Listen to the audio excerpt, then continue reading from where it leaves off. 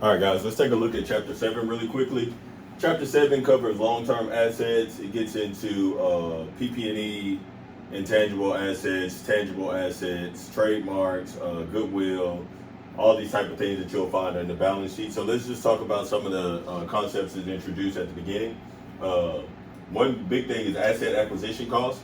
You have to know how to calculate the acquisition cost and the asset value based on the acquisition details that they give you, because what ends up happening if you don't have the right value for the asset, which means that your depreciation and everything else will be off, your balance sheet and everything will be off. So when calculating the asset acquisition cost, right, all acquisition costs are included. If you have to pay prior year's taxes, you have to pay surveying fees, you have to pay land clearing fees, you have to pay title deed fees, building costs, all of that stuff would be included. The only thing you would exclude is the taxes due in the current year, because that is an expense and it's looked at as, if you're paying the taxes for the current year, then you must have already purchased the property. So it wouldn't be included in that acquisition cost for current year's taxes. Now let's say you're buying a house or some land from somebody, and they have back taxes that you have to pay as part of the acquisition. You would include those back taxes. You just would not include those current year taxes. So when we gather all our acquisition costs, one thing we have to do is remember to subtract out the salvage value cost. So the salvage value is the remaining cost of the asset, or the remaining value of the asset after it has been fully depreciated. So we want to make sure that we subtract out that salvage value cost to get to our asset value.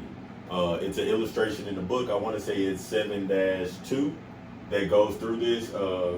Just take a look at that illustration and let me know if you have any questions on it.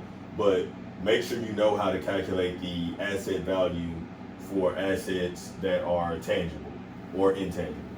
So moving on next to R&D. So research and development, that is the cost associated with developing your own patent, your own idea, your own product, right? The way US GAAP looks at it as R&D costs are not capitalized, they are expense.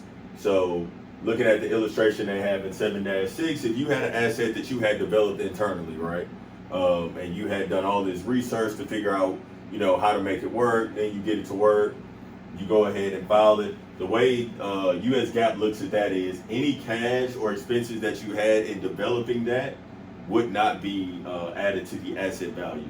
The asset value would only be the legal fees and the filing fees, which means looking at illustration 7-6, if these were your costs associated with it, your asset value would only be at $45,000, which is a huge deal, because that helps calculate the amortization of the asset and the value of the asset on the balance sheet. So instead of having this $200,000 included and the asset value being $245,000, you cannot include the cash, because this would have been expensed directly through the income statement and it would not have hit the balance sheet. So this is just a quick look at asset acquisition costs and how R&D costs are broken out for US GAAP.